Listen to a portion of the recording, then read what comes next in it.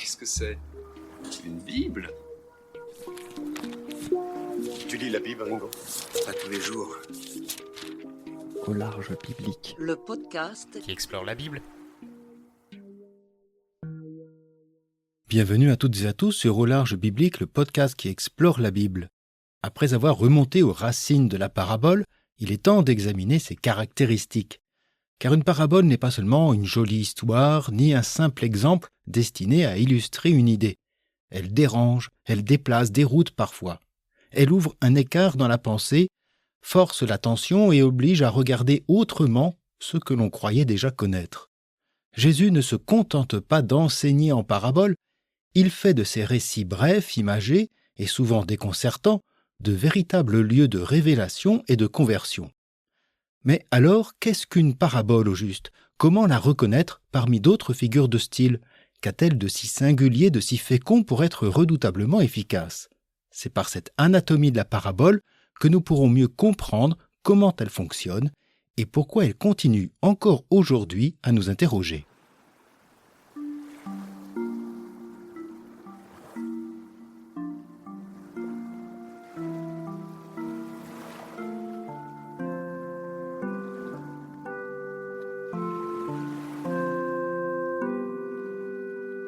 On connaît le planter du bâton pour ceux qui ont la référence. Pour la parabole, nous avons le jeter à côté.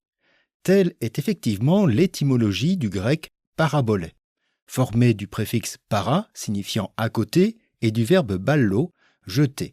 Le mot parabole désigne ainsi une histoire mise à côté d'une situation ou d'un concept en vue d'une comparaison, d'un éclairage. Souvent, nous entendons Jésus dans les évangiles prononcer ce début de phrase « Le royaume de Dieu est semblable à », suivi du récit de la parabole. Jésus compare ainsi ce royaume annoncé ou à une graine de moutarde, ou à un trésor caché dans un champ, ou à un filet jeté en mer. L'image donnée à entendre dit quelque chose du royaume, mais ne dit pas tout. D'où cette récurrence des paraboles sur ce thème comme sur d'autres. Nous verrons l'importance de ces suites de paraboles dans un futur épisode. Ainsi, la parabole est placée à côté d'un concept ou d'une situation en vue de l'éclairer, de lui apporter un sens que l'auditoire doit comprendre, même si Jésus parfois en donne une explication. C'est le rôle de la métaphore. De plus, la parabole, jetée à côté, oblige à un changement de point de vue. Elle sort l'auditoire d'un cadre, voire d'un discours ou d'un débat pour une digression, une parenthèse qui n'en est pas tout à fait une, avec une histoire, une intrigue, qui permet de revenir autrement avec un autre point de vue sur la problématique. On peut ainsi définir la parabole à partir de 4 éléments littéraires. Le motif de comparaison, l'effet de la métaphore, le rôle de la digression et le jeu de l'intrigue. Ces 4 éléments sont constitutifs des paraboles. Ceux-ci sont encadrés par des passages contextuels ou interprétatifs où Jésus évoque le pourquoi de cette parabole et éventuellement son interprétation.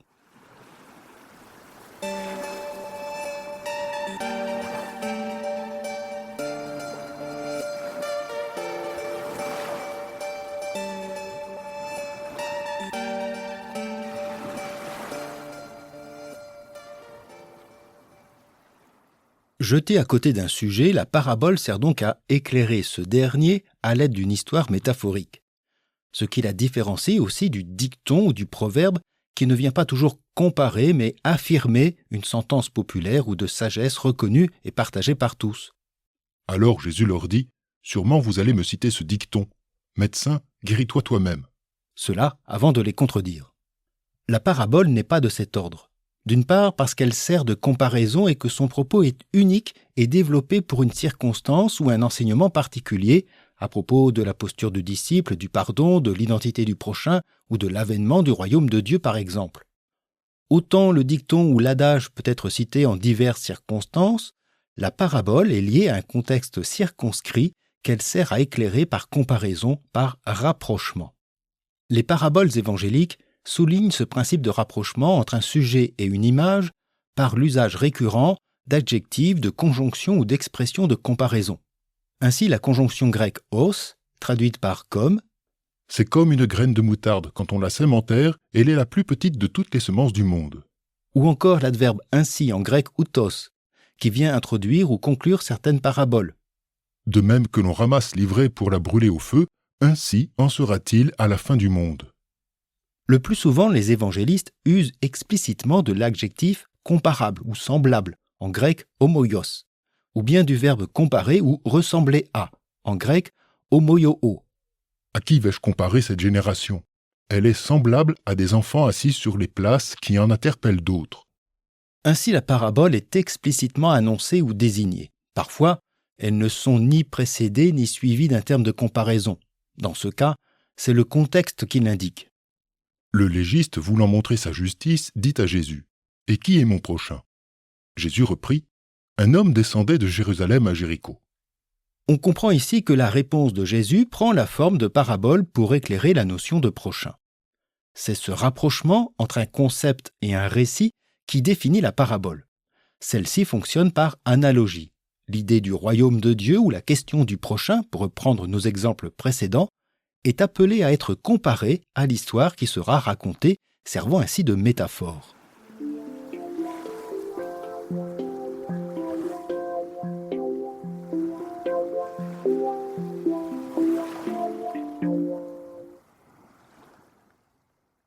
Mais attention, hein. J'ai bon caractère, mais j'ai le glaive vengeur et le bras séculier. L'aigle va fondre sur la vieille buse.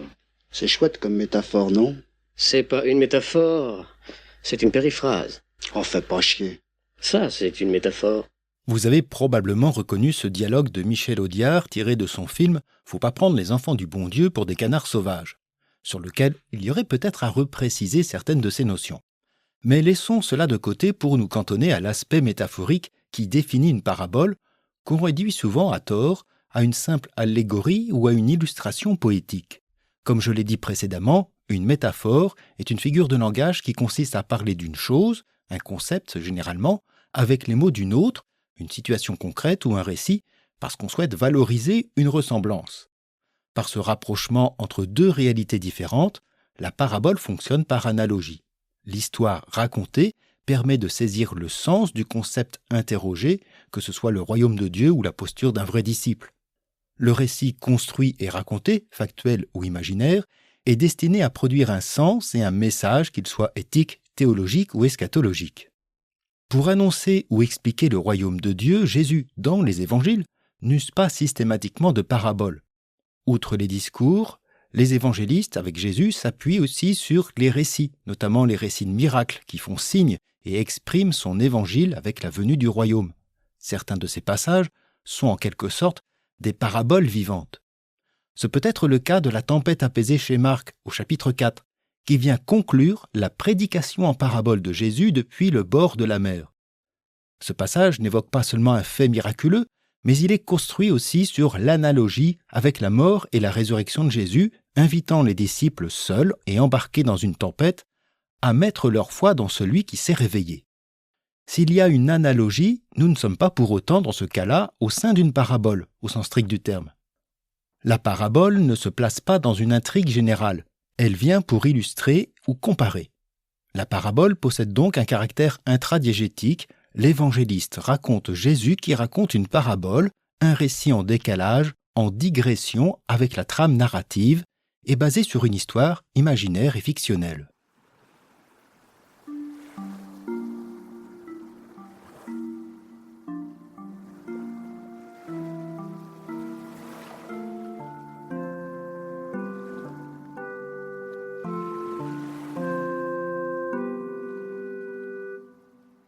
On peut se demander pourquoi exprimer une idée à travers une métaphore.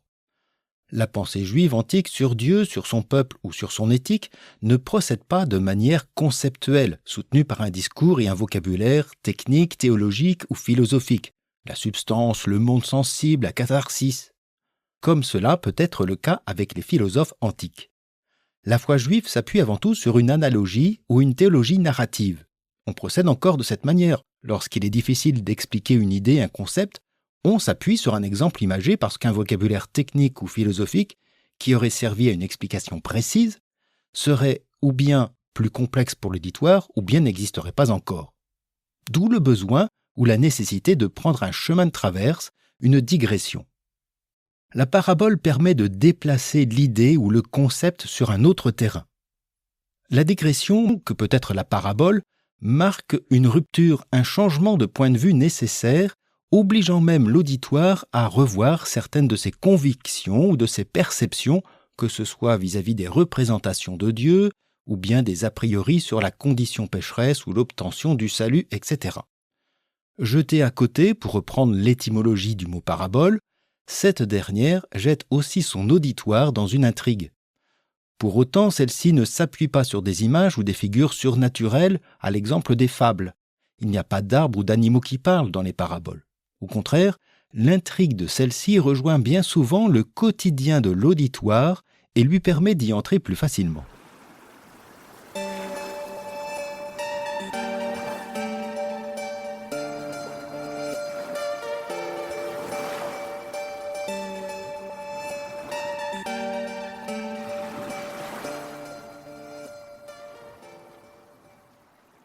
L'intrigue des paraboles est basée en premier lieu sur un mode réaliste, comme nous l'observerons dans un futur épisode sur les thèmes des paraboles. L'intrigue parabolique est très souvent introduite par un élément comparatif, comme nous l'avons vu, ou par un contexte narratif lié à une controverse ou un enseignement. Après cette introduction, vient la digression avec le récit en parabole, sous forme d'intrigue. Celle-ci peut suivre un schéma type partant d'une situation initiale, un semeur sort pour semer, ou une femme ayant 10 drachmes, ou un homme allé de Jérusalem à Jéricho. Puis advient une crise ou un incident, les semences gaspillées, une drachme perdue, une agression, suivi du moment salutaire ou déterminant, la résolution, telle la semence en bonne terre, la pièce retrouvée ou la venue providentielle d'un Samaritain. Cette résolution s'ouvre à une situation différente de celle du début, la production extraordinaire de la semence, la joie exagérée de la femme ou les soins offerts généreusement à l'homme agressé. Enfin, en dernier lieu, venant conclure la parabole, mais pas de manière systématique, le narrateur ou Jésus offre une interprétation ou une explication de celle-ci. Les récits paraboliques ne suivent pas toujours cette trame en 5 points.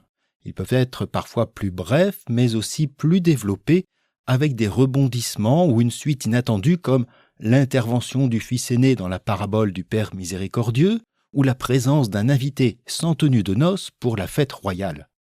Les récits des paraboles sont très divers. Cependant, chacun d'eux montre une transformation ou une résolution depuis la situation initiale jusqu'à une situation finale différente ou inattendue. La parabole n'est pas une simple comparaison statique entre un concept et une illustration figée, comme l'adresse de Jésus à ses disciples en Matthieu 5, « Vous êtes la lumière du monde », suivi de l'exemple de la ville située sur une hauteur et de la lampe sur son lampadaire. Dans ce cadre-là, nous sommes ici en présence d'une simple allégorie poétique ou didactique. L'allégorie vise à faire correspondre précisément chacun des éléments et personnages de l'histoire à une réalité ou un concept. On reviendra sur ces lectures allégoriques données parfois par Jésus lui-même. Par exemple, en Marc, la semence représente la parole de Jésus et les différents terrains, la fertilité ou la stérilité de son écoute. Mais on observera aussi, soyez patients, que cette lecture allégorique n'est pas la seule interprétation que le texte donne à entendre. Pour le dire autrement, la parabole est plus qu'une allégorie. Elle s'appuie sur la dynamique d'une intrigue qui amène un jeu de personnages, d'attitudes comportant une difficulté, une confrontation ou une crise, et qui appelle un dénouement. La parabole fait sens et offre souvent une multitude d'aspects. C'est dans ce jeu de relations que se niche là où les pointes de la parabole, là où elle veut en venir, en fonction du contexte et de l'intrigue. Ce sera le sujet du prochain épisode. Parfois, l'intrigue est assez brève et ne se réduit qu'à une simple description sans mise en scène dramatique. C'est par exemple le cas chez Marc du royaume comparé à une semence jetée par un homme qui n'a besoin de personne pour produire du fruit. Qu'il dorme ou qu'il soit debout, la nuit et le jour, la semence germe et grandit, il ne sait comment. Cependant, on observe que l'image utilisée comporte un élément bizarre ou déroutant comme l'inaction de l'agriculteur. Or, justement, ces éléments discordants sont souvent constitutifs des intrigues paraboliques.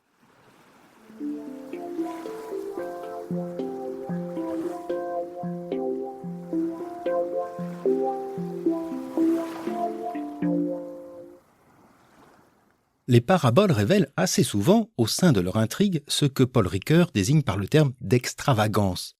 Il s'agit d'un détail, d'un geste ou d'une parole qui apparaît discordante ou aberrante au sein de la trame narrative. Ces extravagances peuvent prendre la forme d'une hyperbole, d'une incongruité ou discordance et parfois un léger trait d'humour. Par exemple, les paraboles donnent dans l'hyperbole avec la fertilité du grain semé en terre donnant jusqu'à des épis de 100 grains de blé, ou le repas fastueux et princier donné pour le retour du fils prodigue. C'est trop. De même, on peut observer un élément discordant, voire incongru, dans la rémunération des ouvriers de la 11e heure, équivalente à ceux de la première heure. Ou encore ce gestionnaire des biens qui divise les dettes des débiteurs de son maître. Et comment ne pas sourire en écoutant la scène de cet homme qui, pour recevoir nuitamment un invité, réveille avec insistance son voisin pour obtenir du pain. Ces extravagances sont récurrentes dans les paraboles, et il faut savoir les repérer. Ce sera aussi l'objet du prochain épisode. Leur fonction est, d'une certaine manière, de briser l'harmonie attendue de l'intrigue et solliciter l'attention de l'auditoire qui se dit « Oh, il y a quelque chose de bizarre », et donc de pointer cet élément qui est généralement déterminant pour comprendre la parabole. L'équivalente rémunération du vigneron pour ses ouvriers de la dernière heure bouscule une conception du salut basée sur la rétribution et le mérite. La joie démesurée de la femme insiste sur la détermination divine à chercher ce qui est perdu. De même pour cet homme qui se réveille à l'insistance d'un voisin gênant, donné comme illustration de la sollicitude divine. Ces extravagances ne disent pas tout de la parabole, mais en sont des éléments décisifs à son ou ses interprétations. Alors attention, ce qui peut nous apparaître comme une extravagance aujourd'hui ne l'était pas forcément au temps de Jésus et des évangélistes. Par exemple, et même si cela n'était pas courant, le droit coutumier autorisait un fils à demander sa part d'héritage avant le décès de son père, comme dans la parabole dite du fils prodigue. D'où l'importance de regarder le milieu de vie et le contexte de la rédaction.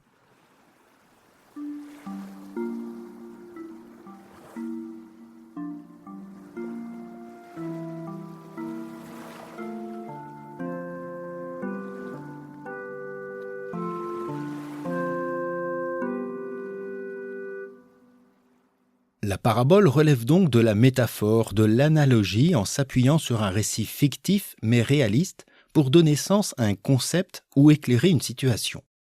L'intrigue, plus ou moins développée, révèle un jeu de relations avec ses extravagances et manifeste une transformation. Avec son caractère de digression, la parabole jette son auditoire dans une histoire qui va la bousculer et lui permettre d'accueillir ou non le sens que Jésus donne à un thème comme le royaume de Dieu, le salut, la figure du Messie ou de son disciple, etc. Il me reste une question à laquelle il serait important de répondre. Quelle définition de la parabole avait chaque évangéliste ? Et il est fort à parier que leur perception serait plus ou moins légèrement différente de nos critères littéraires actuels. Par exemple, en Matthieu 25, la métaphore du jugement dernier « Venez les bénis de mon Père car j'avais soif et vous m'avez désaltéré », etc., n'est pas considérée comme une parabole par Camille Faucamp. De manière stricte, pourtant, je lui donne raison. Elle appartient au genre du discours eschatologique qui s'appuie aussi sur des analogies. Mais ce passage vient à la suite de 2 paraboles, celle des 10 jeunes filles et celle des mines distribuées aux serviteurs. Dès lors, l'évangéliste a-t-il en son temps et selon ses conceptions rhétoriques considéré le récit imagé du jugement dernier comme une 3e parabole ou bien comme véritablement un autre genre de métaphore de type eschatologique. La même question se pose aussi pour les analogies de la lampe et de la mesure en Marc 4, qui ne sont pas toujours considérées comme des paraboles, mais qui s'intercalent entre celle du semeur et celle des semences et de la graine de sénévé. De quelle manière Marc considérait ces métaphores ? Et nous devons avouer qu'il est impossible de connaître leur point de vue. Mais cette question nous amènera par la suite à parfois faire preuve de souplesse dans l'évaluation d'une parabole en fonction de son contexte notamment, de son intrigue, comme aussi de sa visée, de sa pointe, ce que nous verrons très prochainement. D'ici là, je vous souhaite une bonne journée, une agréable soirée, et je vous dis à bientôt sur Au Large Biblique.